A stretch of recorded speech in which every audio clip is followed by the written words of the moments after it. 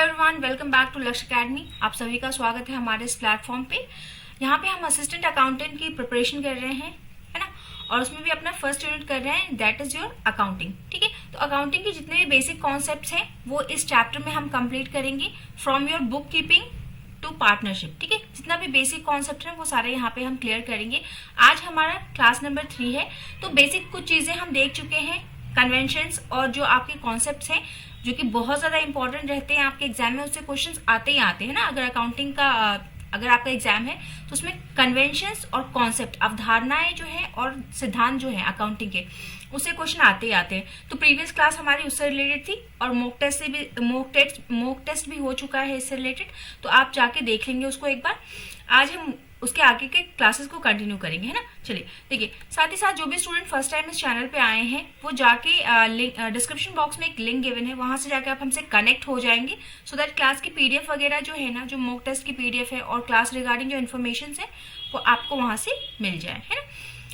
अगर किसी स्टूडेंट को कॉम्प्रिहेंसिव प्रिपरेशन करनी है, सारे 11 यूनिट्स को डिटेल में स्टडी करना है और आपको पीडीएफ वगैरह चाहिए, मॉक टेस्ट चाहिए, मतलब एकदम सिस्टमैटिक वे में अगर प्रिपरेशन करनी है, तो आप क्या है, हमारा ये पेड बैच परचेज कर सकते हैं, जिसमें भी 22% का ऑफ चल रहा है विद द कोड PJM। आपको कोड लगाना है PJM का और क्या है, आपको 22% का ऑफ मिल जाएगा इस पेड बैचेस पे।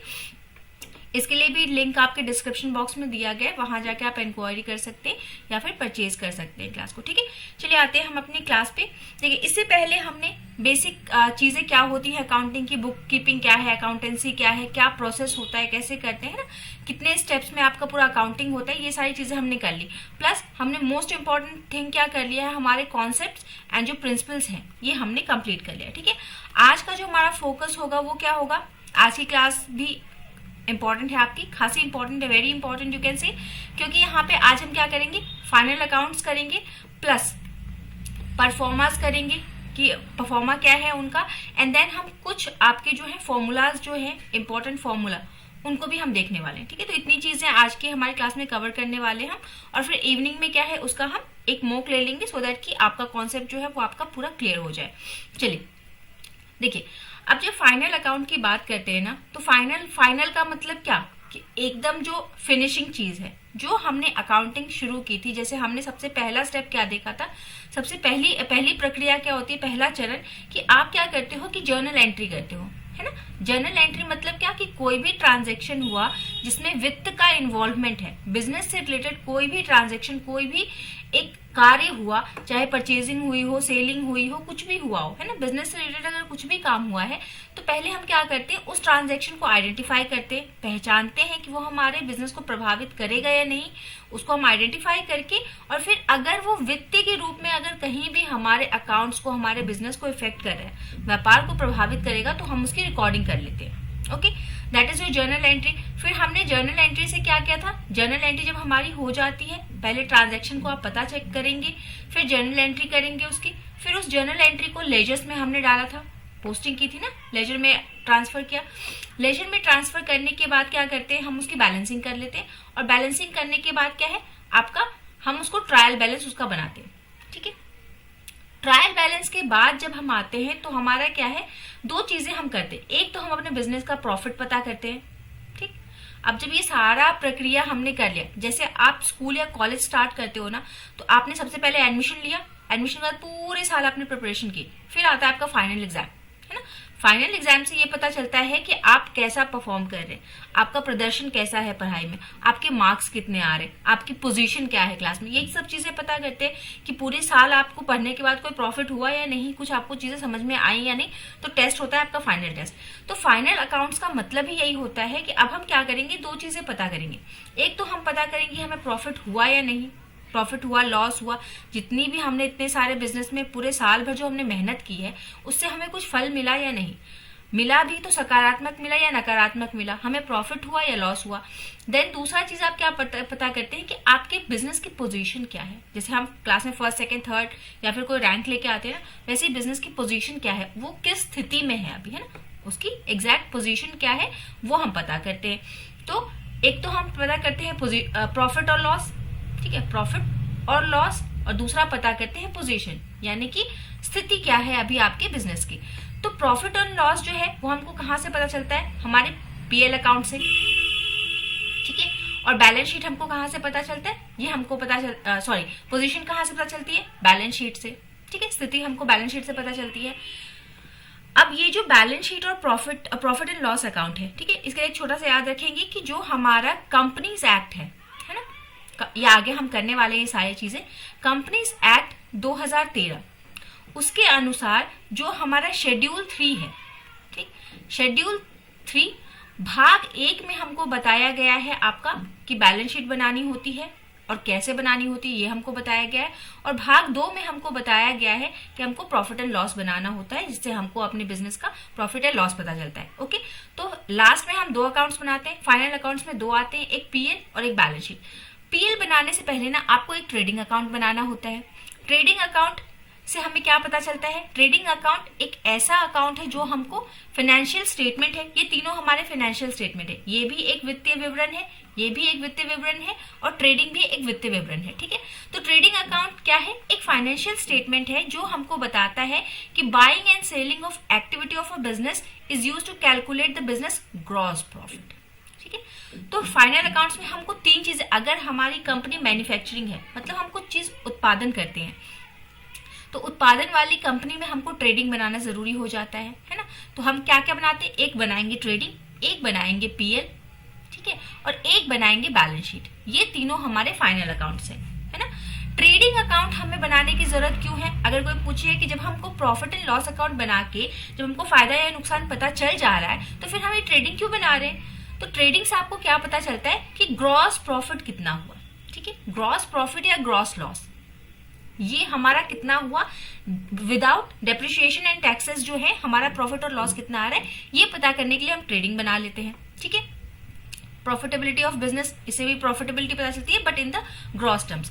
Profit generation from the business, core operation, buying and selling, जो उसका कोर ऑपरेशन है, जो अगर वो किसी वस्तु को खरीद रहा है, बेच रहा है, उसे जो डायरेक्ट काम करने से डायरेक्ट इनकम और एक्सपेंसेस जो है ना, वो सारा हम इसमें दिखा देते हैं, ठीक है। जो डायरेक्ट हमारा इनकम और एक्सपेंडिचर है वो हम ट्रेडिंग में दिखाते हैं। तो हमको यहाँ से क्या क्या चीजें पता चली, एक तो हमको पता चली कि ट्रेडिंग अकाउंट से हमको क्या मिलेगा, ग्रॉस प्रॉफिट या लॉस, ठीक है, ग्रॉस प्रॉफिट, ग्रॉस लॉस।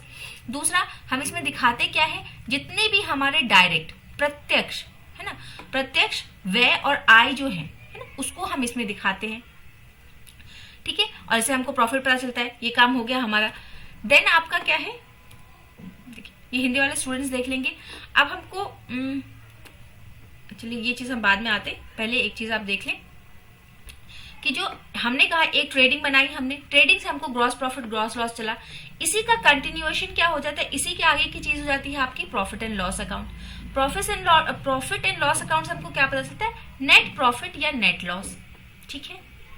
क्योंकि इसमें हम क्या करते हैं, इसमें सिर्फ हम प्रत्यक्ष चीजें दिखाते हैं जो हमारे बिजनेस के व्यापार से प्रत्यक्ष रूप से संबंधित है। जैसे डायरेक्ट बाइंग एंड सेलिंग से रिलेटेड जितना भी काम है ना, कि हमने बिजनेस के लिए गुड्स खरीदा है ना, गुड्स को बेचा, फिनिश गुड्स को बेचा, रॉ मटेरियल खरीदा, तो ये सारा क्या है, डायरेक्ट बिजनेस है ना। तो वो सारी चीजें डायरेक्ट इनकम एंड एक्सपेंडिचर जितने भी हैं, खर्चे और आमदनियां, वो सारा हम यहाँ पे दिखाते हैं। डायरेक्ट एक्सपेंसेस एंड जो भी है आपका इनकम, वो सारा इसमें हम दिखाते हैं। इसमें हम क्या दिखाते हैं, इनडायरेक्ट एक्सपेंसेस और इनडायरेक्ट जो हमारे इनकम से उनको दिखाते हैं, ठीक है। जैसे फॉर एग्जाम्पल यहाँ पे तो हमने देख लिया कि डायरेक्ट रॉ मटेरियल खरीदा और फिनिश गुड्स को बेच दिया। इसमें हम क्या दिखाते हैं, जैसे मान लीजिए आपका रेंट हो गया, ठीक है।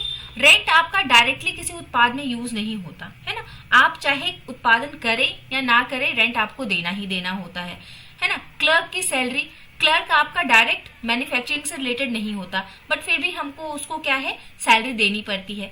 तो कुछ ऐसे खर्चे जो डायरेक्टली आपके एकदम प्रत्यक्ष रूप से क्या है, आपके नहीं बिजनेस में इन्वॉल्व है, बट फिर भी हमको उसको दिखाना है। वो जा तो रहा है बिजनेस से ही जा रहा है ना, पैसा जो हम बिजनेस कर रहे हैं उसी में से हम पैसे निकाल के दे रहे हैं, तो कहीं ना कहीं तो बिजनेस का ही है। तो अगर हमको एक्चुअल वास्तविक प्रॉफिट या लॉस पता करना है तो हमको कौन बताता है, प्रॉफिट एंड लॉस अकाउंट बताता है। और जो ग्रॉस वाला है जिसमें सामूहिक सारी चीजें मिली हुई है ना, डायरेक्ट वाला मोटा मोटा, तो मोटा मोटा कौन हमको बताता है, ट्रेडिंग अकाउंट बताता है। ओके, यही मेन डिफरेंस है आपका ट्रेडिंग और पीएल में। अगर क्वेश्चन पूछ लेगा तो ट्रेडिंग एंड पीएल में आपका यही है। डायरेक्ट रेवेन्यू एंड एक्सपेंसेस जो होते हैं वो कहाँ हम दिखाते हैं, ट्रेडिंग अकाउंट में दिखाते हैं। किससे related, buying and selling. Buying and selling से रिलेटेड जितना भी डायरेक्ट रेवेन्यू और एक्सपेंस है वो ट्रेडिंग में दिखा देते हैं।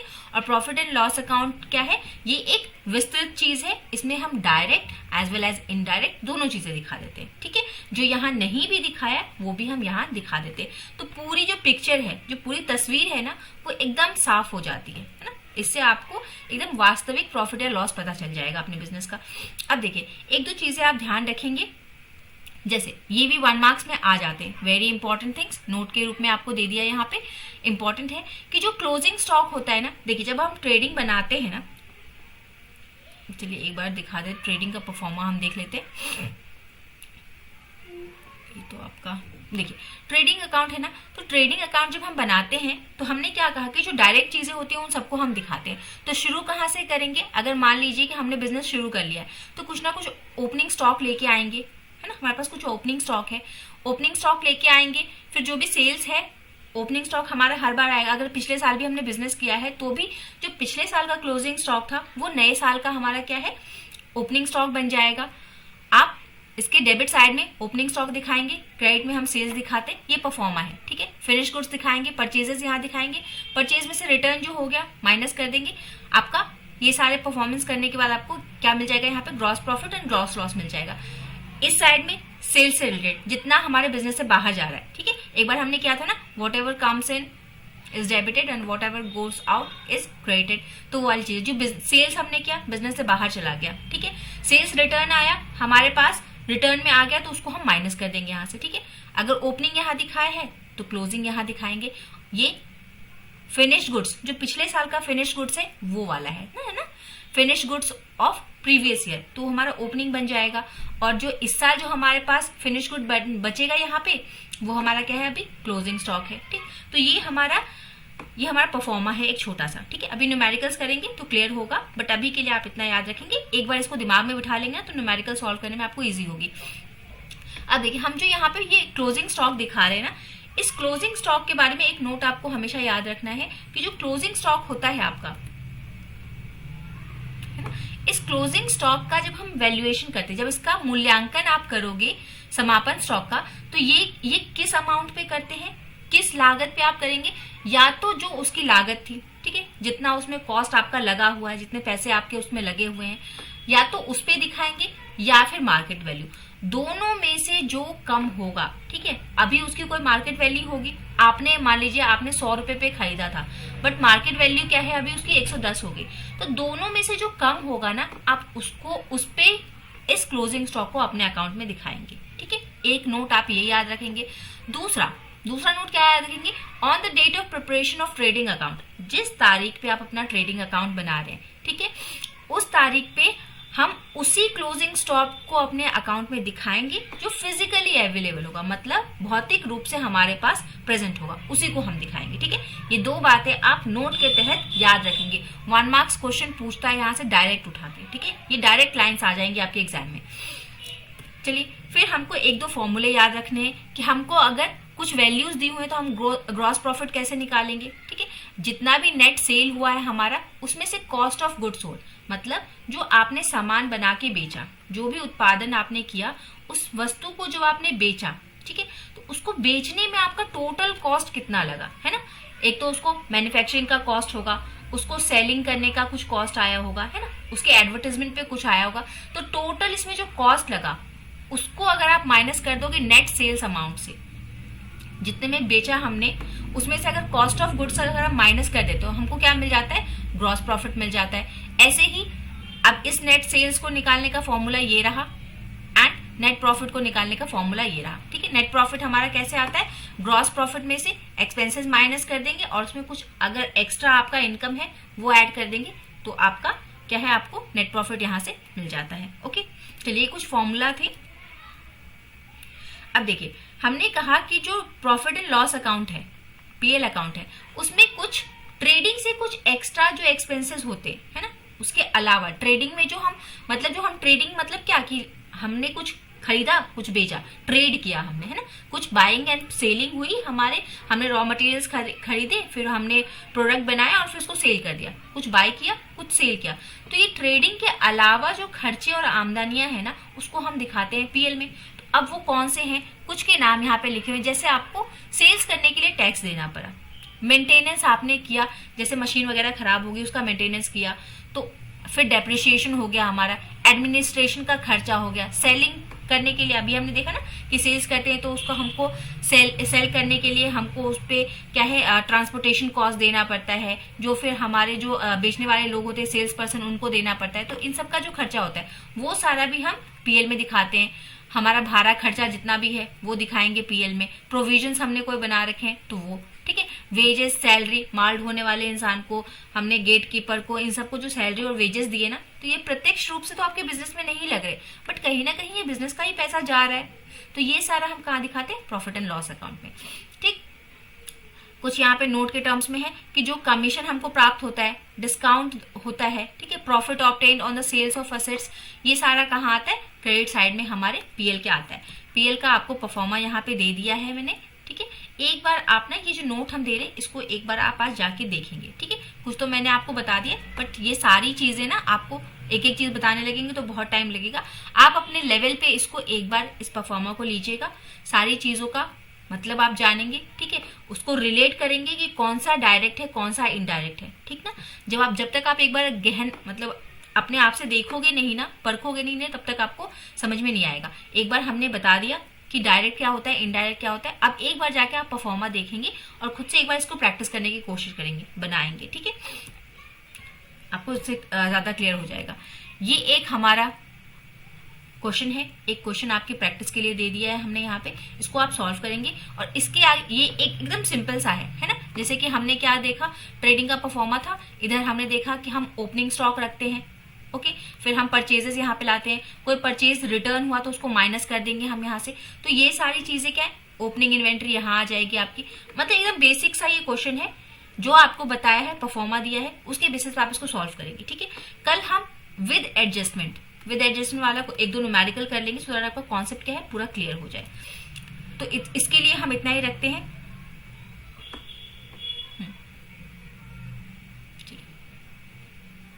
देखिए, इसको पहले बताना चाहिए था हमको। देखिए आपका, चलिए प्रीवियस क्लास में वैसे बताया हुआ है। अब देखिए जो आपका, ये भी नहीं करेंगे हम। अब देखिए, अब जब हम ये जो ट्रायल बैलेंस है ना हमारा, देखिए अब ट्रायल बैलेंस बता ही देते हैं, बार बार आ रहा है। देखिए ट्रायल बैलेंस जो हमने कहा, हमने क्या कहा, सबसे पहले जर्नल एंट्री करेंगे, फिर आप उसका क्या है, उसको लेजर में ट्रांसफर करेंगे। लेजर मतलब कि हमने हर चीज के लिए एक अलग से लेजर खोल के रखा हुआ था। जैसे सेल्स हुआ, बहुत सारे डेट पे हमने बहुत तरीके से सेल किया होगा, कुछ कैश में सेल किया होगा, कुछ क्रेडिट में सेल किया होगा। तो सेल्स के लिए हम क्या करेंगे, अलग से एक लेजर बना लेते हैं। परचेज के लिए अलग से एक लेजर बना लेंगे, सैलरीज के लिए अलग से बना लेंगे, ठीक है। तो हम क्या करते हैं, छोटे छोटे ना खाते खोल लेते हैं, हर एक पर्टिकुलर चीज को हम समराइज करते हैं, समरी बना देते हैं एक जगह उसकी, ठीक।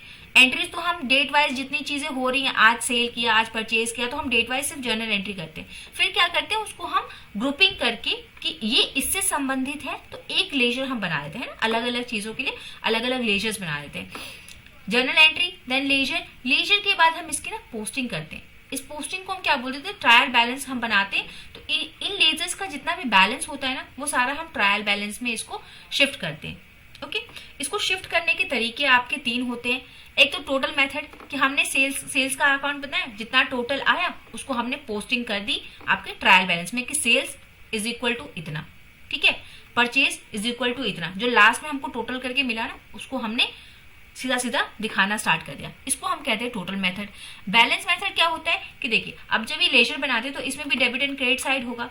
तो जो बैलेंसिंग अमाउंट होता है, ठीक है, अगर दोनों बैलेंस हो गया तो बहुत अच्छी बात, वो अमाउंट उठा के लिख दो। अगर बैलेंस नहीं हो रहा है तो क्या है, किसी एक तरफ बैलेंसिंग अमाउंट आएगा, है ना, कि जिससे हमने दोनों तरफ को बराबर किया होगा।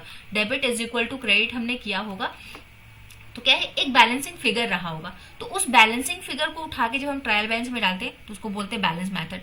और दूसरा टोटल कम बैलेंस, इसमें हम दोनों का संयुक्त रूप है वो हम यूज करते हैं कि जहां पे बैलेंस आया वो बैलेंस शिफ्ट कर दो, जहां टोटल सिर्फ आया वो टोटल शिफ्ट कर दो, ठीक है। तो ये तरीके होते हैं आपके पोस्टिंग के। ये किसके तरीके थे, आपके प्रिपरेशन ऑफ ट्रायल बैलेंस। इतने तरीकों से हम बना सकते हैं, ठीक है, 3 तरीके से। अब देखिए, अब जब आप ये पोस्टिंग कर रहे हो ना, तो आपसे कुछ ना कुछ गलतियां हो जाती हैं।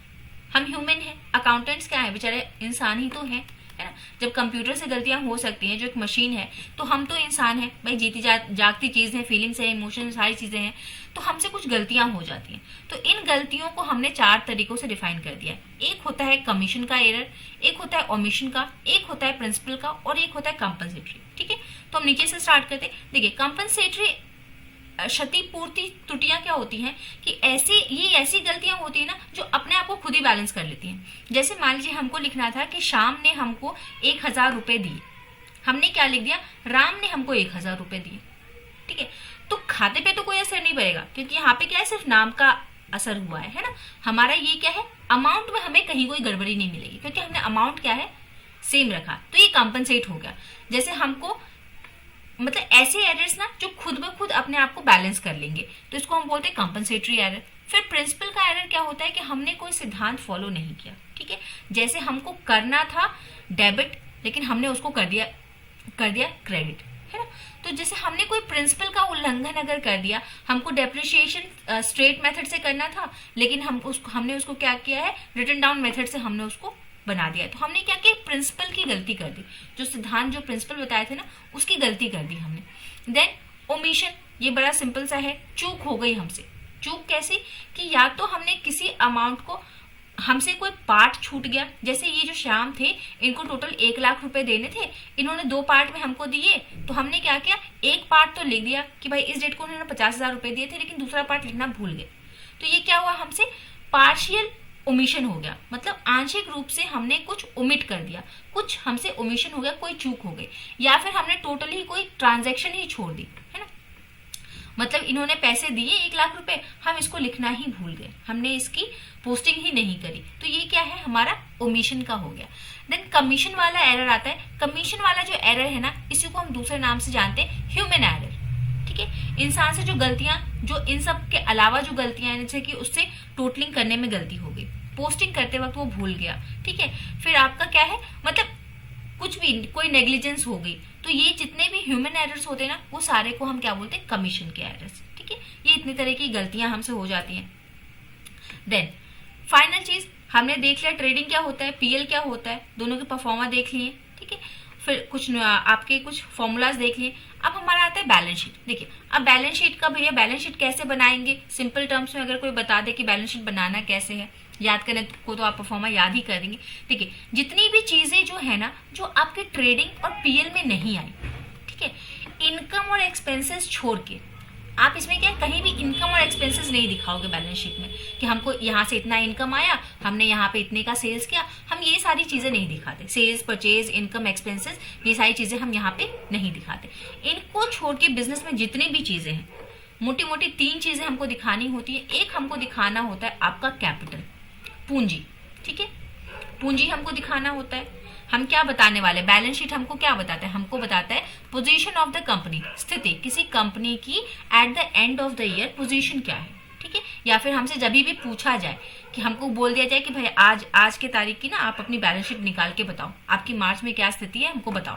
तो जब भी हमसे हमारी स्थिति पूछी जाए, पोजीशन पूछी जाए, तो क्या है, हमको अपनी 3 चीजों के बारे में बताना होता है। पहला कि हमारे बिजनेस में पूंजी कितना है, हमारे पास संपत्तियां कितनी है, और हमारे पास लायबिलिटी कितनी है, हमको देना कितना है किसको। ठीक है, तो इन्हीं 3 चीजों से हमको बिजनेस की क्या है, पोजीशन पता चलती है। अब इसी चीजों को हम क्या करते हैं, थोड़ा अलग थलग करके दिखाते हैं। एक तो हो गई कैपिटल।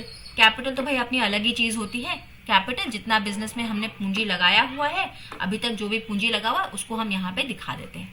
ओके, देन हमारा क्या आता है, एक आता है हमारा, एक आती है करंट लायबिलिटीज, ठीक है, और एक long term liabilities. Long term liabilities मतलब जो हमने लंबे समय के लिए किसी से उधार लिया है और उधार लेके अपने बिजनेस में लगाया हुआ है। लोन्स हो गए, ठीक है, बोरोइंग्स हो गई, डिबेंचर इसी में आ जाते हैं, आपके बॉन्ड्स इसी में आ जाते हैं। मतलब लंबे समय के लिए जो हमने कर्जा लिया है वो लॉन्ग टर्म लायबिलिटीज है, जो बिजनेस को कभी ना कभी चुकानी है। फिर एक होता है आपका करंट लायबिलिटीज। करंट लायबिलिटीज क्या, इसके बारे में हम बात कर चुके हैं, बट स्टिल करंट लायबिलिटीज ऐसे उधार जो हमने थोड़े समय के लिए लिया है। ठीक है, जैसे हमने क्या किया है, परचेज किया है आपका क्रेडिट पे, उधार पे परचेज कर लिया, तो ये क्या है, अब हम क्या है, हम किसी के देनदार हो गए, हमारे ऊपर क्रेडिटर्स बन गए, है ना, इनको हमको पैसे देने। तो जो 1 साल के लिए हम जो कोई लोन लेते हैं, कोई कर्जा अपने ऊपर लेते हैं, तो वो हमारी करंट लायबिलिटीज होगी। ऐसे ही अब आएंगे, ये आपका पॉइंट नंबर 1 हो गया कैपिटल। ठीक है, कैपिटल को बैलेंस शीट में हमने दिखा दिया। दूसरी चीज हमने दिखाई लायबिलिटी। लायबिलिटी 2 तरीके की, एक लॉन्ग टर्म, एक शॉर्ट टर्म, है ना। लॉन्ग टर्म यानी कि आपका फिक्स लायबिलिटीज जिसे को बोल सकते हैं, और दूसरा जो शॉर्ट टर्म लायबिलिटीज है उसको आप करंट लायबिलिटीज बोल देते हैं। ओके, देन ऐसे ही आपका अब बचा क्या, तीसरा बचा आपका असेट्स। वो आपके इस यहाँ इधर की साइड में आ जाते हैं आपके। इसको हम 2 तरीके से दिखा देते हैं। असेट्स भी हमारी 2 तरीके की, एक लॉन्ग टर्म, एक शॉर्ट टर्म, यानी कि एक फिक्स्ड जो हमारे बिजनेस में स्थायी रूप से रहती है, और एक शॉर्ट टर्म की एसेट्स होती हैं जो अस्थायी रहती हैं। ठीक है, जो रेगुलर होती रहती हैं। तो फिक्स्ड एसेट्स में आपका गुडविल हो गया, लैंड हो गई, बिल्डिंग होगी, प्लांट एंड मशीनरी, फर्नीचर्स। ठीक है, ये बदलते नहीं है। अब कुछ जो करंट एसेट्स हैं, और ये इन्वेस्टमेंट देखिए आपको दोनों जगह मिलेंगे। कुछ इन्वेस्टमेंट हम लंबे समय के लिए कर देते हैं, ठीक है, किसी प्रॉपर्टी में कर दी, किसी लॉन्ग टर्म वाली चीज में कर दी, जहां से हमको क्या है, रिटर्न हमको मिलता रहेगा, इंटरेस्ट मिलेगा, डिविडेंड मिलेगा, मतलब जैसा भी हमने इन्वेस्टमेंट किया है वैसा।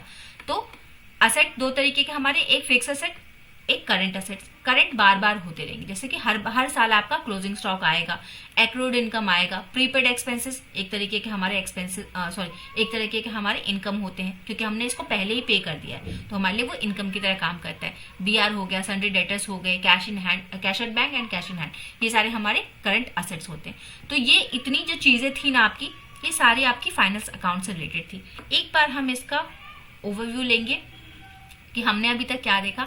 हमने देखा फाइनल अकाउंट, आपने पूरा प्रोसेस समझा। फाइनल अकाउंट्स में हमने देखा कि हम 2 चीजें पता करते हैं। जब अंत में हम फाइनल अकाउंट बनाते हैं तो अपनी कंपनी की 2 चीजें हमको पता करनी होती हैं फाइनल अकाउंट से। पहला आप पता करते हैं कि प्रॉफिट एंड लॉस क्या हुआ, ठीक है, और दूसरा हम क्या पता करते हैं कि हमारी कंपनी की स्थिति क्या है, पोजीशन क्या है। ये हमको प्रॉफिट एंड लॉस बताता है, ये हमको स्थिति बताती है। प्रॉफिट एंड लॉस भी हमको 2 तरीके से पता चलता है। एक पता चलता है ग्रॉस प्रॉफिट एंड लॉस, है ना, सकल कितना हमको सकल लाभ या सकल हानि कितनी हुई, वो हम बताते हैं। ये हमको कैसे मिलता है, ट्रेडिंग अकाउंट से मिलता है। और ट्रेडिंग अकाउंट में हम direct selling and buying and selling से जितने भी खर्चे और इनकम रिलेटेड होते हैं ना, वो सारा हम ट्रेडिंग में दिखा देते हैं। देन हम दूसरा बनाते हैं प्रॉफिट एंड लॉस अकाउंट, ये सारी कंपनीज बनाती है। और ट्रेडिंग वाला सिर्फ ऐसे बिजनेस जो कि आपका मैन्युफैक्चरिंग करती हैं, कोई सामान खरीद के उसको बेचती हैं, ऐसी जो बिजनेस होती है जो ट्रेड करती हैं, आपका खरीदने बेचने का जिनका काम है, वो बनाएंगे आपका ट्रेडिंग अकाउंट। और बाकी जितनी भी कंपनीज हैं, चाहे वो ट्रेडिंग हो नॉन ट्रेडिंग हो, सब प्रॉफिट एंड लॉस अकाउंट जरूर से बनाएंगे। तो इन दोनों अकाउंट से हमको प्रॉफिट पता चलेगा और इससे हमको स्थिति पता चलेगी।